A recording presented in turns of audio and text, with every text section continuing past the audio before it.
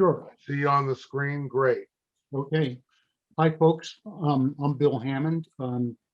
I am retired computer science instructor from Diablo Valley College, and I'm currently the. Excuse me a second. Yeah. And I'm currently the technical director for the Computer Club of Rossmore. I've been working with Zoom for about the last 6 months. We didn't do much with it at the beginning, but then as it became more popular, we became more active. And so I've learned a number of things along the way, some of which I'll be able to share with you today. And I hope that you'll in turn learn something. At least that's my objective. Anyway, I'm going to start by sharing my screen. We'll talk more about this process later.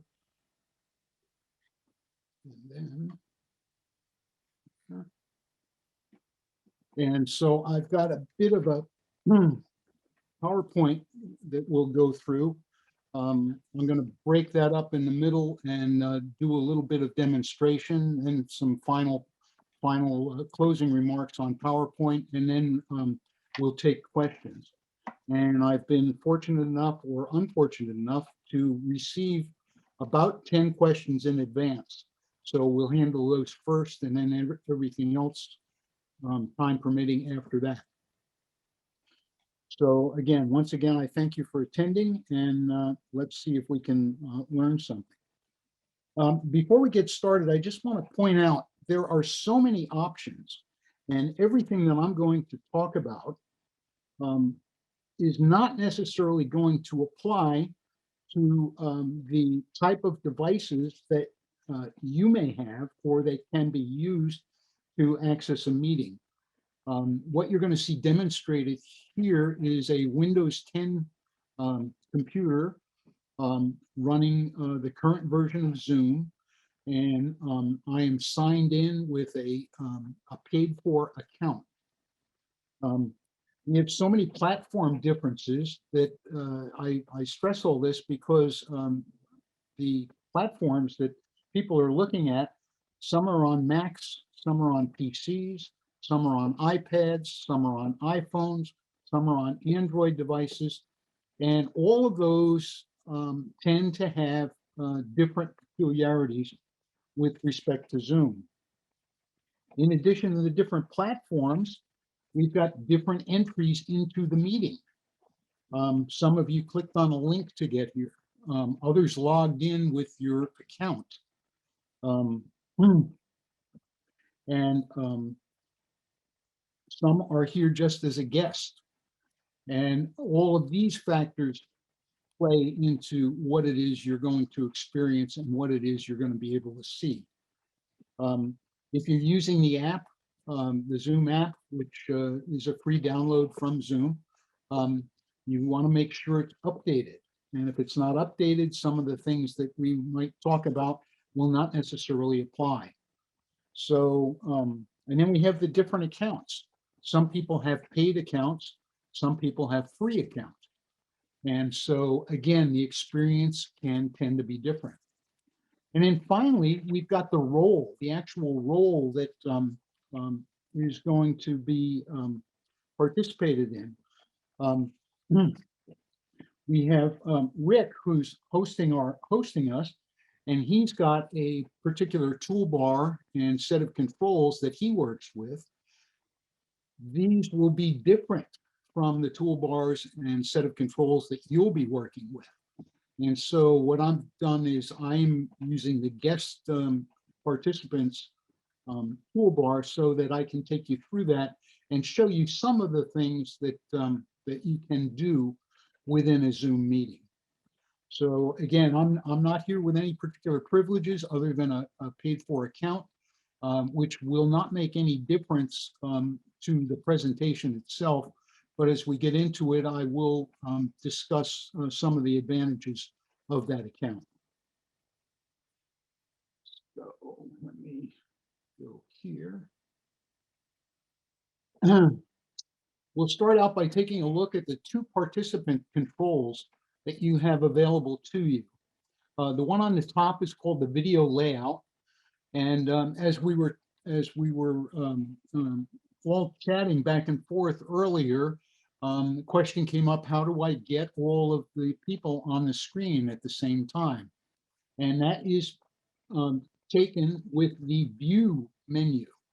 And we'll look at that in greater detail.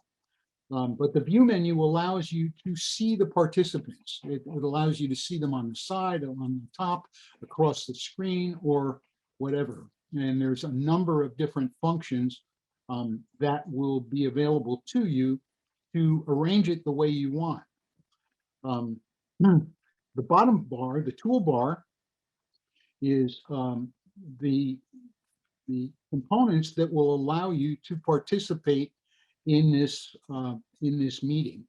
And again, just from the perspective of the toolbar here, there's a number of different things that you'll have access to, and we'll go through these to see what we can do with them. On the video layout, which you can access on most platforms, it's going to be in the upper right-hand corner of your screen. And if you choose to focus on the speaker, which would be not necessarily something you would want to do, but if you want to choose the gallery, that is available to you as an option. What that does is populate your screen with thumbnails of the meeting participants. And the irony is that you can drag the participants around and move them into the order that you want to see them. If you don't move them, typically they're arranged by the host at the top of the list, followed by the people with the videos turned on, and then they're listed alphabetically. And then those that don't have the video turned on, and they're listed alphabetically, followed up by the people that just call into the meeting. You can pin your favorites. Pinning your favorites is something that you can do to take one particular person, be it the speaker or somebody else, and you can prop them either at the top of your screen or have them show up full screen on your screen. The side-by-side mode is something that is available when you're looking at a screen share presentation. What that does is put a group of the people over onto the right-hand column of your screen, and it's a list of the people, and typically sorted in alphabetical order. And then you can hide the non-video participants. Again, you've probably seen non-video participants. They show up without a picture, they show up without video, and typically they show up with just a letter, which is usually the first letter of their last name. And since they're not necessarily going to show you anything, it is possible to hide them from your screen. They're still there, you're just not seeing the letter that's associated with their name. So anyway, that's the video layout. The toolbar can be dragged around. You can actually just grab a hold of it with your mouse cursor and or your finger if you're using a tablet or a phone, and drag it to where you want to see it. And I'll demonstrate that a little later on. But the idea is maybe it's obscuring something on your desktop, or maybe it's obscuring something on your phone, and you want to get it out of the way, or just temporarily move it. So you can do so. It can also be locked. It can be locked into position, and the basic idea behind locking in a position is you won't accidentally move it as you're traversing the controls with your mouse. And then finally, it can be hidden as well. Not necessarily a good idea, but one of the reasons I say that is because as the presenter here, if I hid my toolbar, I'd actually have to log out of the meeting and log back in again to get it back. So, but nonetheless, in many cases, you're not going to do anything with it. You can go ahead and hide it and have the full screen showing that a better view with a full screen. Whoops. Anyway, at this point, what I want to do is I want to go back and I'm going to create a new share. I think you can see my toolbar up top here. I've got the ability to mute and stop video. Here's our participants list. And what I'm going to do now is to drop out of the PowerPoint and drop back to my desktop. And now I have my toolbar that we can look at. This first command is to mute. I'm sure you've heard by now that I guess it was Webster's that added the term unmute to the dictionary this past year. And so it became a phenomenon simply as a result of Zoom, where people would be muted and they'd be talking and no one could hear them, and everybody would be yelling at them, unmute, unmute. And so apparently that was a word that was picked up as part of our current culture. And so it was added to the dictionary. And of course, you can mute simply by clicking, and you can unmute by clicking on it again. So, and it'll give you the state of, you note the red line that goes through it when it's muted. Hey, Bill, we're still watching your PowerPoint. I'm sorry. Thank you. So,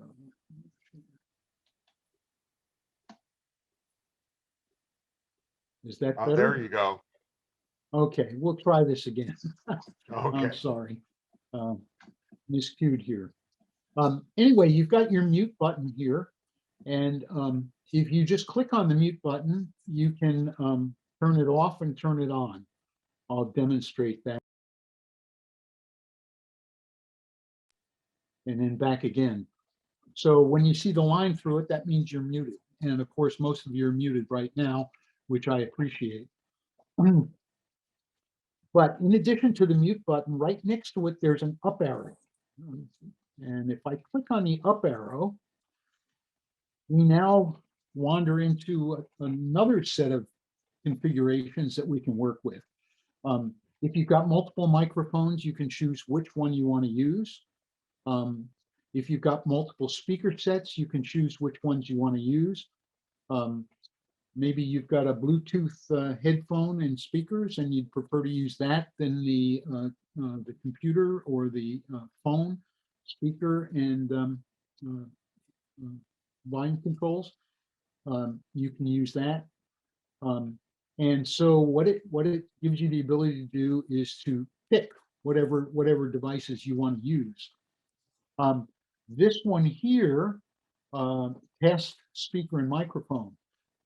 Many times you somehow or other get into a meeting and don't know whether your mic is working, or you see you're muted and you think you shouldn't be. There you've got an opportunity to test it.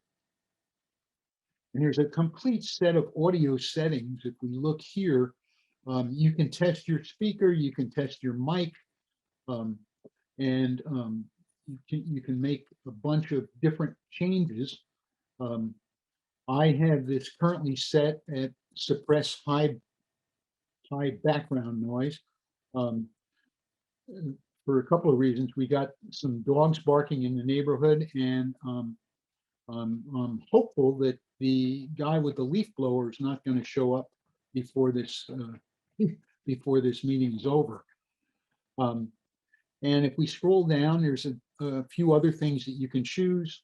How you want to join your meeting. You can set it to automatically join with audio or without.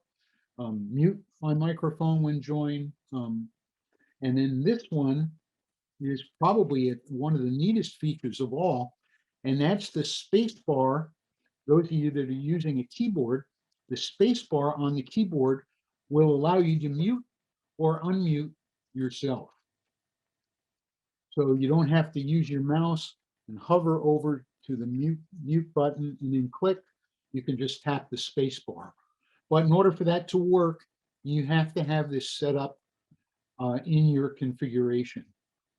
And your configuration, again, is accessible simply by clicking on this up arrow, going to audio settings, and here's where you can press and hold the space temporarily to mute yourself. Unfortunately, you have to log out and log back in again for that to take effect. Then there's some advanced settings as well. In this case, we're using the signal processing by the Windows drivers. And then also there's something called echo cancellation.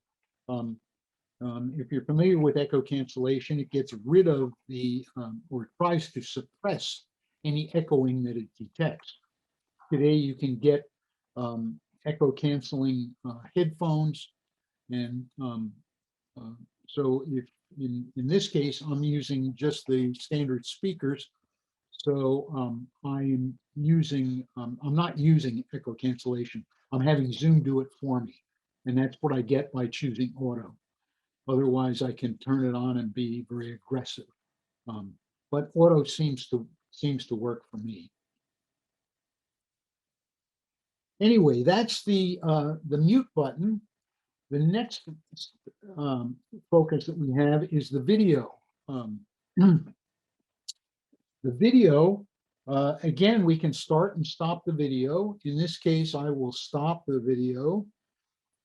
And what you'll see is not my screen anymore, or not my face anymore, but rather, and not my desktop anymore, but rather the name of me, or the letter, or whatever happens to be appropriate. And in some cases, that's going to be a picture, which we'll take a look at. Once again, next to the stop and start video button, and again, it's simply start and stop. Just click on it once, click on it twice, and start. You can also, on a Windows PC, you can type an Alt-V, and I believe on a Mac, it's Command-Shift-V, but you might want to check that to be sure. But in any case, starting and stopping is done on that control.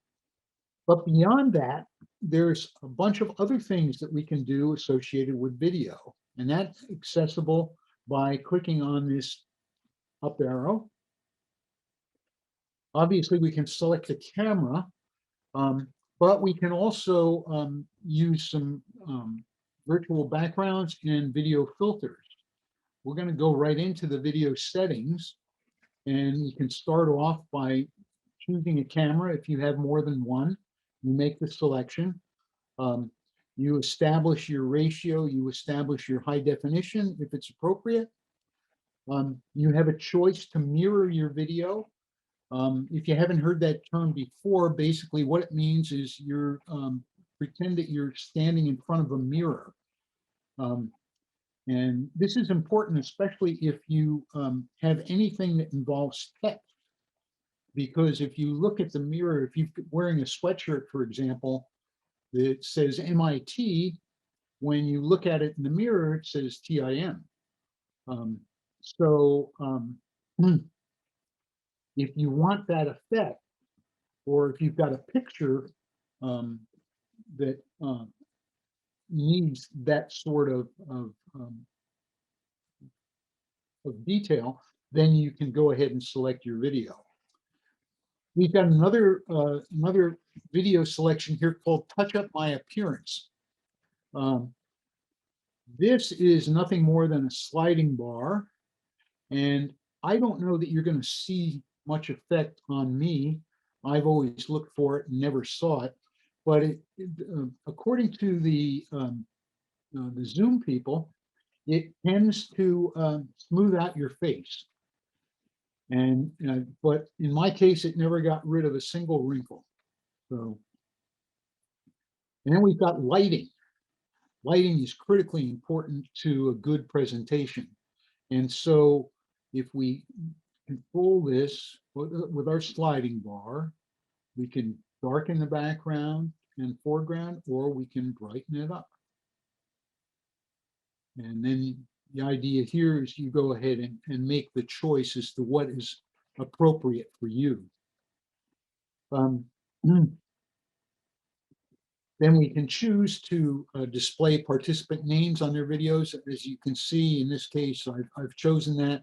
And so I get to see the name that you've picked out for yourselves. Once again, I mentioned the non-video participants. We can hide them if we want to. At this point, I'm leaving them on. See yourself as the active speaker while speaking. As a general rule, I don't do that, but in this case, I'm spotlighted and it's on my screen, so I have no choice.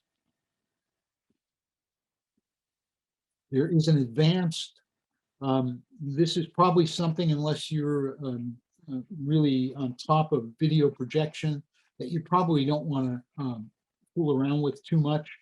But there's video capture, there's video rendering, there's how you're going to render, whether or not to use hardware acceleration and so forth.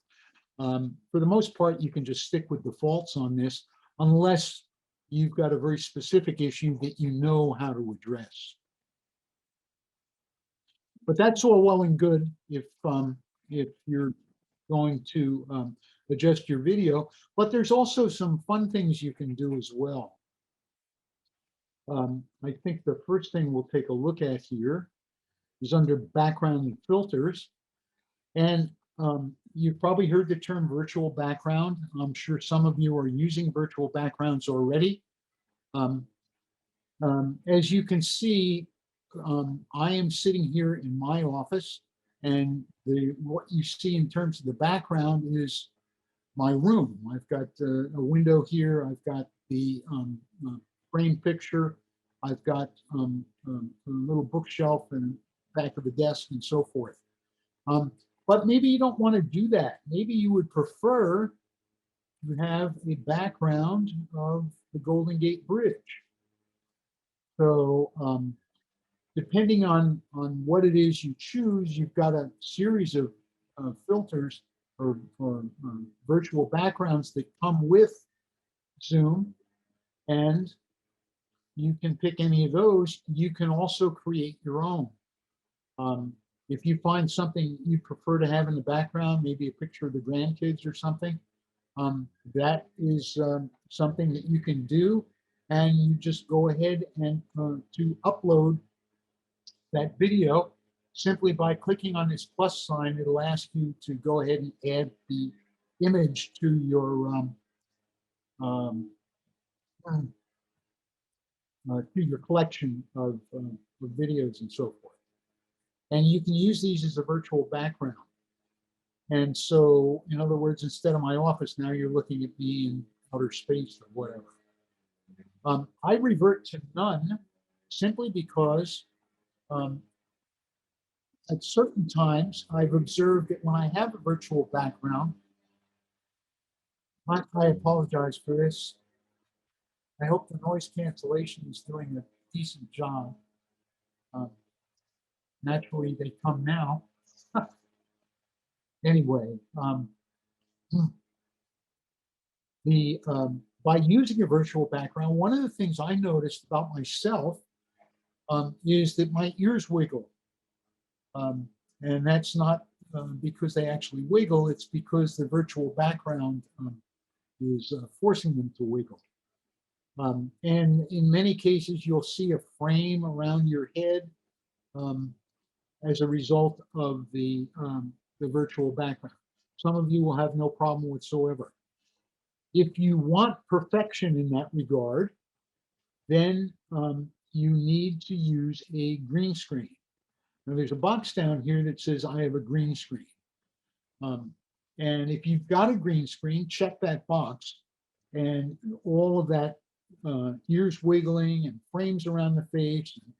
When we drag our fingers across, the motion that shows up, or the pieces that show up between our fingers, all of which is minimized, and it looks very good. You can actually purchase a green screen, and they really mean it about a green screen. It's a screen that is not usually associated with a face or any facial coloring or anything. And by putting that as your background, you can do so with just a big piece of green cardboard, as long as it covers your entire background. The video rendering that's done by Zoom does not touch that area at all. Whereas in this case, it's constantly redrawing my background. And so when you've got a virtual screen, it in turn is projecting that green, that solid green. And so there's none of the interference that you would get by just posting a picture in terms of the background. So when you've got the green screen in place, you check the green screen, and you'll find that it does a really great job for virtual backgrounds. I mentioned Mirror My Video before. Again, what that's doing is reversing your picture so that should you need to do so, generally this applies if you've got a lot of text and it projects backwards, then you'll want to mirror your video. So while we're here, we'll take one more look at something called studio effects. And what this is something to make you look better or different or whatever you want to choose. As you note, you might note that I have some gray in my eyebrows. I'm going to darken them, and I'll make them black or brown and get rid of a little gray. Maybe I want to give myself a mustache, or maybe just an unshaved look. And for you ladies, you're not forgotten. If you want to put on some lipstick in different colors, those features are available to you. And once you've chosen those features, then we can go on to video filters. And as part of the video filters, you have a lot of different things that you can do with your current video. We'll start by putting what the kids like is now I've framed with a happy faces. My grandkids love this. They think that's just great. But I would prefer to be on TV. I haven't been on TV before, now I have. So anyway, you've got a bunch of these things that you can look at. Maybe you want to wear or change your hat. And again, now we've combined our facial features, which in this case is lipstick, a beard, and some mustache, along with a hat. And if I move this out of the way, you can see I haven't shaved and I've got a hat on. So that's some fun things you can do. I'm going to get out of here, and get out of here.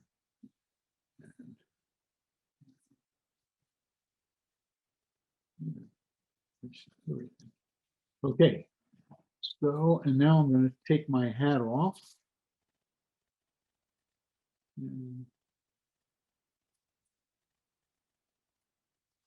And we're back. So again, if you're entertaining grandkids or something like this, you can have some fun with that. Again, that's available to you simply by clicking that up arrow and accessing video settings, or you can go to the filters directly or the background directly. So once again, moving on with the toolbar, we've got the participants. And if I click on the participants window here, I don't know if you can see this, but what I've got now is the side-by-side view of the participants. I have participants at the top of the screen, and I can step through them just by clicking on the arrow. And I've also got a list of the participants on the right-hand side of the screen. And again, you'll see there over here, this is called the side-by-side view. And you can see that they're all listed in alphabetical order, with the exception of myself and our host. So within the participants, if I move over to any of these participants, and if I, let's see, what do I want to do here? Let's go here. I can open up a chat. I can ask them to mute themselves, and I can, well, we'll move on to chat in a bit. So, but I can ask them to chat. I can ask them to mute themselves. And if you click on your own, let's go back to the list here. Click on your own. There's a mute button, of course. Mute's all over the place, but also the more. And if we click on more, it gives me the opportunity to rename myself. And that would be a setting that I could use for this particular meeting. If you have an account, you've got a name already assigned to yourself, and that'll be used all the time. But if you don't have an account, you've got to set a number of these things every time you go into a meeting. So clearly, it's much better to have an account. Moving on, we have the chat feature. The chat feature is built into Zoom. It gives us the opportunity to chat. We can chat one-on-one. We can chat with anybody in our list here, or we can chat with everyone. We can send a message to the group, or we can chat with the host. You can send a message to the host. But before you go chat crazy, understand that the host controls this whole thing. He can disable chat completely. So one of the advantages of being the host is you get to set the rules. That's not the case here, but as you visit other meetings, you may find, oh, gee, I can't chat. Well, the host has blocked it.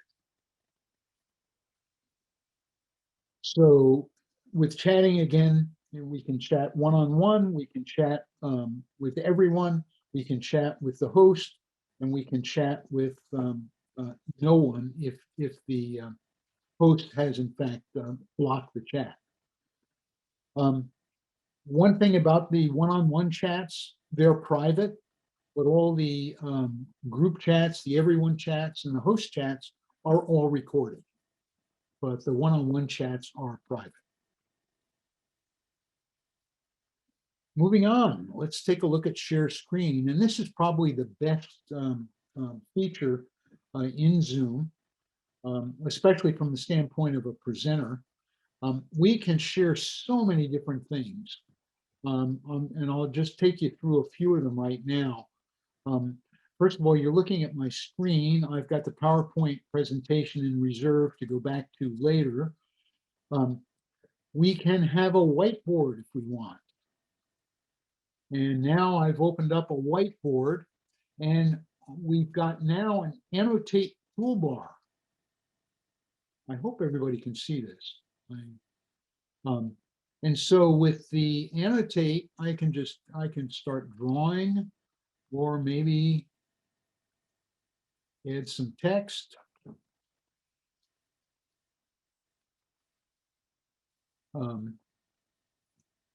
We can add symbols. We can erase things.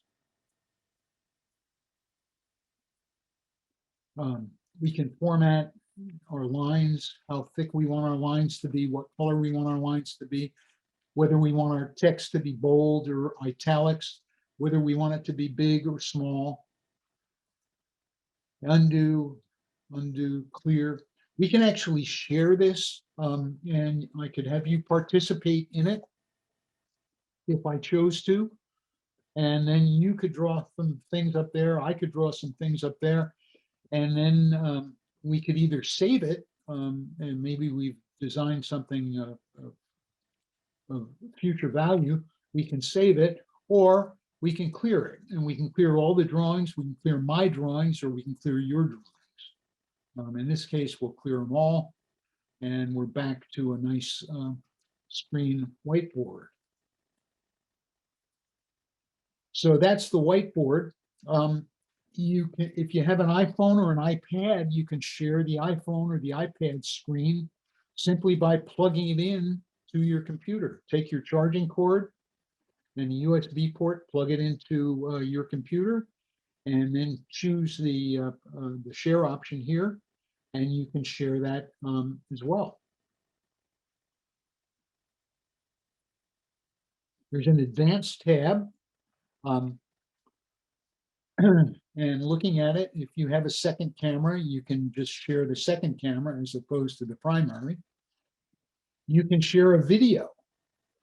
Let's say you've got a YouTube video, or maybe you're logged into Netflix and you want to share the Netflix show with someone that doesn't have Netflix. And so you could do that by sharing the video.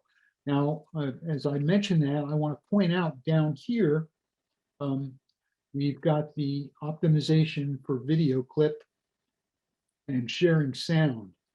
If you're going to share any sound from a movie or music, you'll want to check that. And if you're going to have a video, you're going to want to check that. There's computer audio if you want to listen to music or a podcast or something. You can share a portion of the screen. What that does is it allows you to move to your screen, and you get a box that's Still, all we're seeing is a pure white screen. I'm sorry. That's okay. Lloyd texted me and let me know. Yeah. By the way, time check, it's 15 minutes left. Okay. Well, again, these features are available under screen sharing. I'm Can you going show to us again?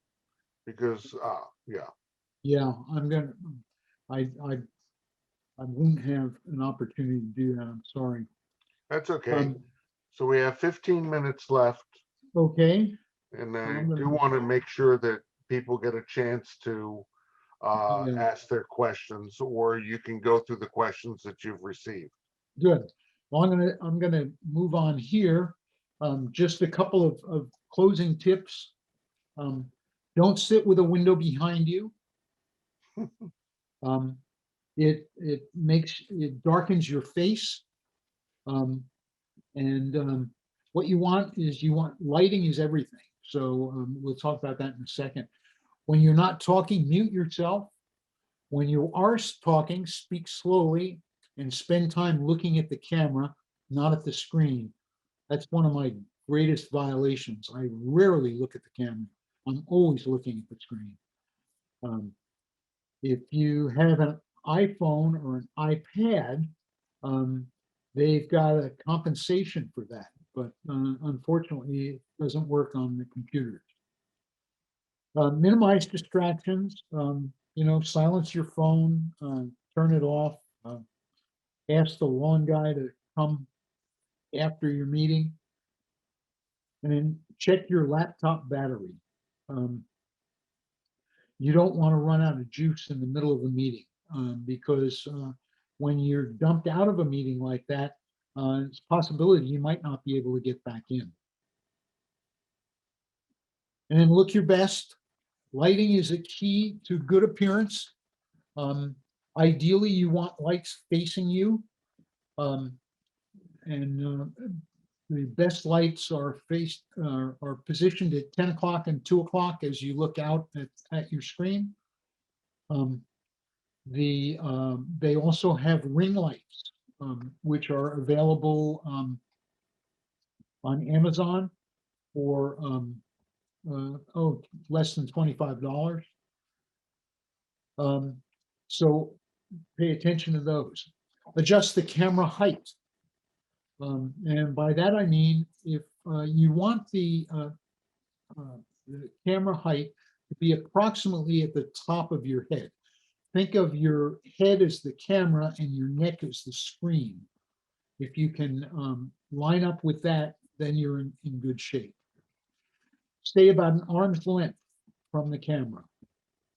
If you wear glasses, clean them. It's amazing the reflections from the smudges on the glasses.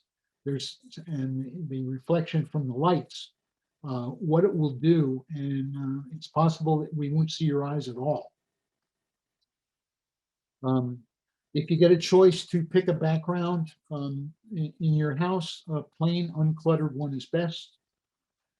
And then, of course, we looked at some of the Zoom settings that we could work with.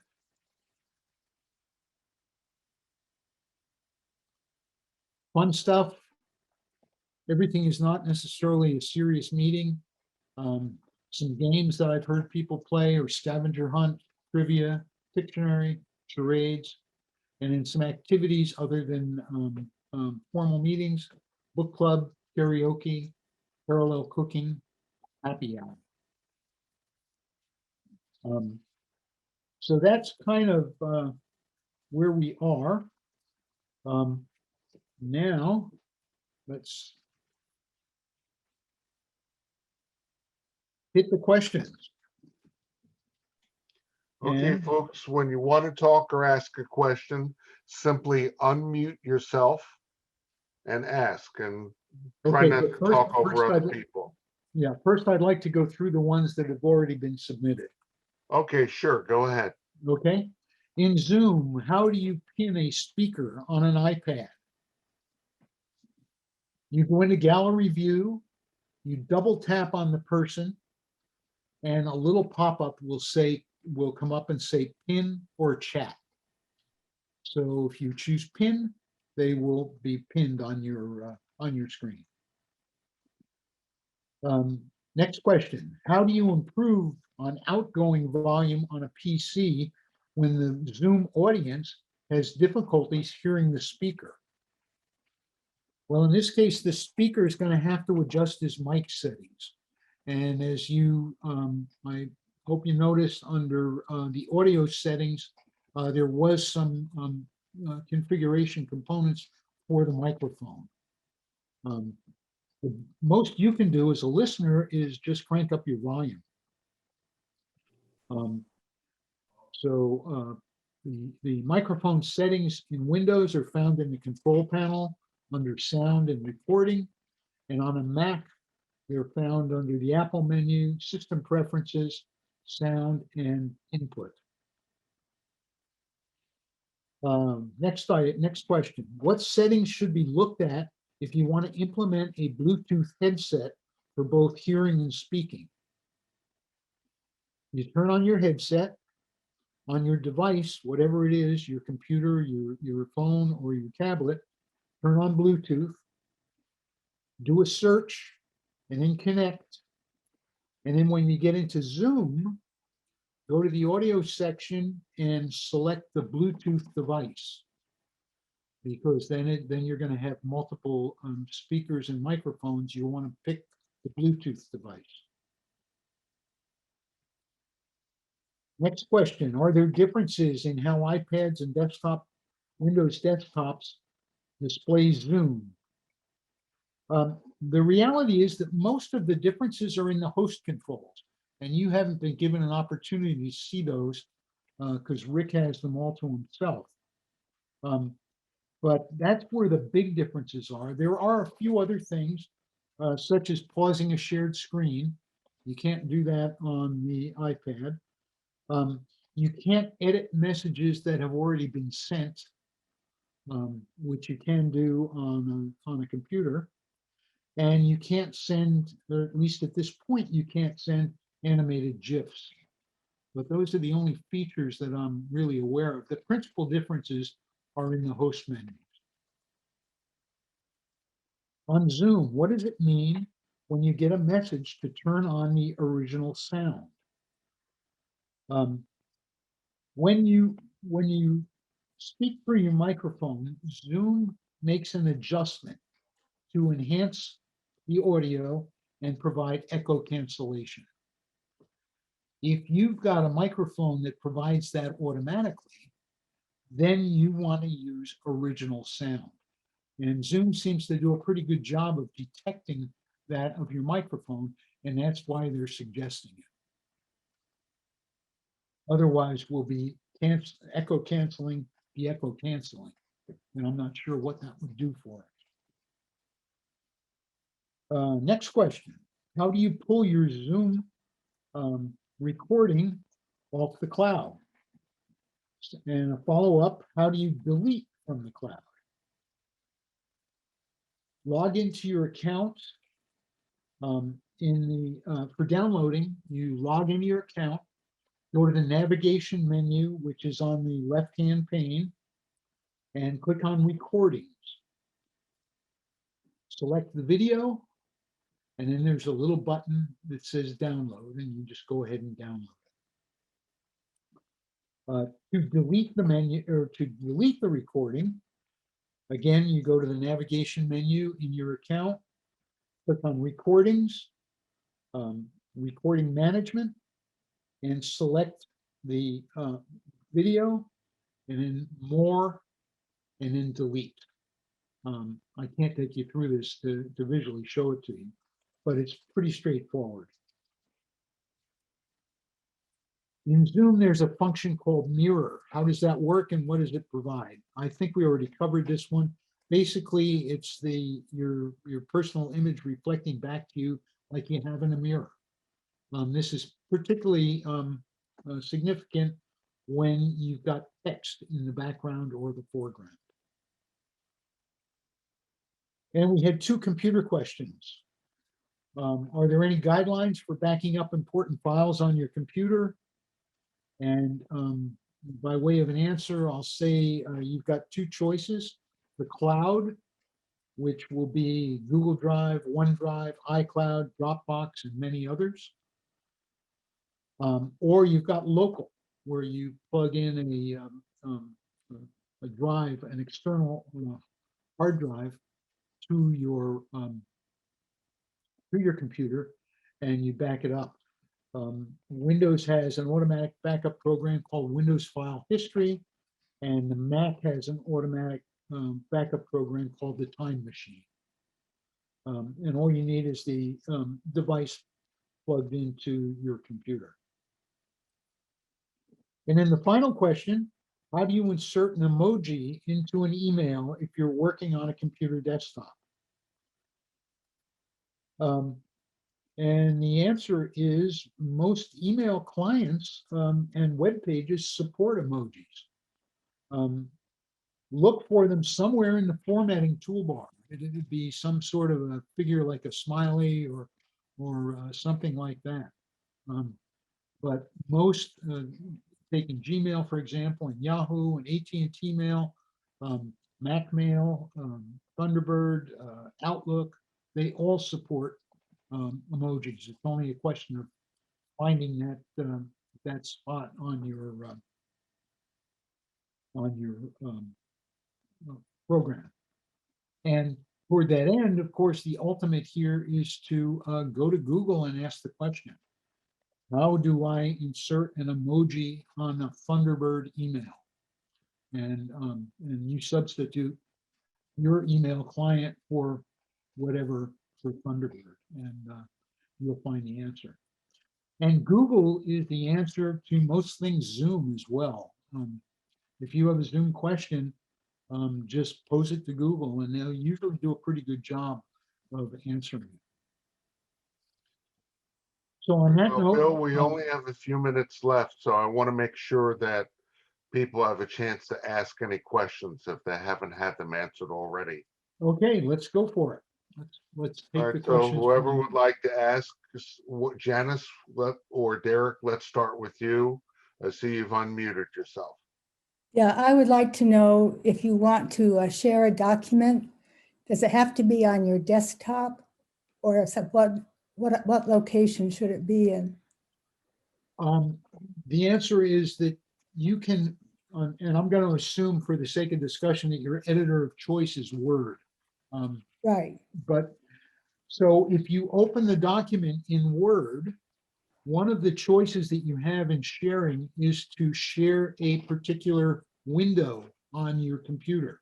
So you would select the Word window as opposed to sharing the entire desktop. So in other words, if it's open, it will be available to you in your share commands. so you have to do that ahead of the Zoom session? Yeah, that'd be the best time to do it, yes. But if you want to, minimize your Zoom session and then open it during the Zoom meeting, that would work as well, as long as it's open when you go to share, Yeah, you have to do that ahead of time. right? And then you can do it. Of course, the other alternative is to share your screen, which some people would prefer not to do. But if you share your screen, then you can go ahead and launch the document directly from your screen. Okay, thank you. Okay. Does that answer the question? Yes. Thank you. Anybody else? Are there any other questions? You have to unmute yourself in order to ask.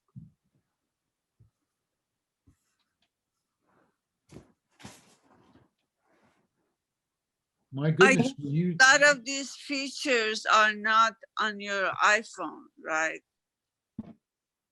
many of the features are on your iPhone. Some are not. The biggest distinction with the iPhone is that you only get to view about 4 people in your gallery. But the many of these features are available on your iPhone. So it's just a question of hunting them down. Everything is compressed into a much smaller screen, and so the layouts are not going to be the same. But once you isolate your toolbars, and again, remember that your toolbars is your total interaction with Zoom. And so once you've isolated your toolbar, whatever is going to be on your toolbar is a combination of what the host is allowing and what your device is capable of. Where do you find view View, on an iPhone? I personally am not familiar with all of the mechanisms on the iPhone, but Okay. the view menu is typically, at least in tablets and computers, is up in the upper right-hand corner of your Zoom screen. No, it's not. Well, then I would suggest going to Google and saying, how do I access the Zoom view menu on an iPhone? Okay, thank you. Okay. Okay, Thank you. Dennis Slaughter is next. No questions. Okay. Can I ask one? On the toolbar on my iPad, it's showing up on the top of my screen, which is fine. But it only shows up for about 2 seconds and then it slips back up into, it's gone. Is there a way to freeze it there so that it stays? Yes, there is a way to freeze it. And again, you're gonna do that through your account controls. Again, if you click on that sound icon or the video icon, the up arrow. And Okay. that will launch your account for this particular meeting, or if you've got an account for all meetings. And then there's a setting in there, I can't remember exactly where it is, but if you explore that, you'll find the setting to lock the toolbar, Okay. and it will lock it in place. Okay. Thank you. And if I can't find it, ask Google. There you go. There Okay. you go. Thank God for Google. Thank Thank you. God for Google. I have a question. Yes, sir. Sure, go ahead, Abraham. Yes, thanks, Bill, for your presentation. Well, thank you. I know you went over this regarding how high the camera should be. And the second question I have is there a site where we can go and practice this without going live on Zoom? Yes, you can. If you have an account, and again, just another reason for having an account, one of the things that you get is a personal meeting. And if you log into your account and start your personal meeting, you'll be there all by yourself. And you get to Okay. practice everything to your heart's content. But if you don't have an account, if you go to zoom.us/test, that will give you a test of your audio and video equipment. And the audio test takes just a couple of seconds, but the video test is there for about 20 seconds. And so you'll have about 20 seconds or so to play around. But I strongly suggest you get an account. You don't have to pay for it. It's totally free. And it gives you a lot more flexibility in terms of participating in the meetings. Where's the program? You put your hand up. Remember that? Yeah, what we could do, Abraham, is do some practice stuff together. Got it. You know, that's a good way to do it. Low stress, Right. practice, make mistakes, you know, play around with settings, stuff like that. Do we have any other questions here? Raise your hand. Thank you very Marcia? much. Push the raise your Marcia? hand. Do you have Oh, time? go ahead, Marcia. I have a question about the backgrounds. Is there a place, and you may have said it and I missed it because I was so busy trying to follow along with you. Is there a place to get other backgrounds? Yeah, Download. actually, you can use just about any picture you'd like. Did you get- here. What you may need to do would be to resize it. And I don't know the dimensions right off the top of my head, but I know that if you look it up in Google, it will tell you the ideal size for Zoom virtual backgrounds. And so you take whatever picture you'd like and then find a method to resize it. And most painting programs will allow you to resize it. So So there's no other, like a place you can go to see more of them and download? Google Images, Please. Oh, Google, you Google. get pictures of anything. Hmm. And those might be already resized, yeah? Possibly, yeah. If you go to Google Images and type in Zoom backgrounds, you'll probably get a bunch that are in the appropriate size as it is. Okay, great. So, Thank you. And you can also use photos that you have on your computer or phone. yeah, And those, any photo. and just resize it. Yeah, just I resize. think actually, for me, I never had to resize a lot of the photos I used as virtual backgrounds. It's pretty Okay. easy. You just have to be able to find it.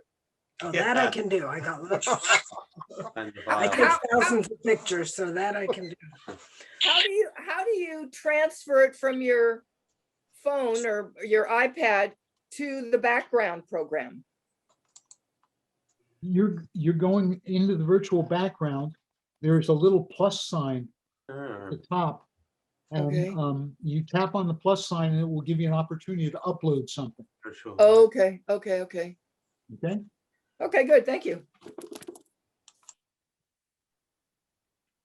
Are there any final questions? Because we've run over. It's been a fabulous hour plus on Zoom. I'm sure many of you will want to watch this again. So it'll be up on our website within 2 days, probably about 24 hours or so. And you'll get a notice. Isn't that right, Sarah? Won't they get an email blast when it's up? She shakes her head, yes. Yeah, And so, we'll be sending one out toward the end of, at the end of the week. okay, It'll be in combination. It'll be a link to this and also a link to our virtual program okay, great. in the Right. same email. So you'll have both. Well, Bill, I want to thank you. You've done a fabulous presentation today. And I'm sorry about the miscue and the leaf blower, but Yeah, no, that's part of learning. The blower. there you go. Thank you, folks, for your attention. Appreciate It was great. It was really you. well Thank presented. you. Thank you so much. Thank you.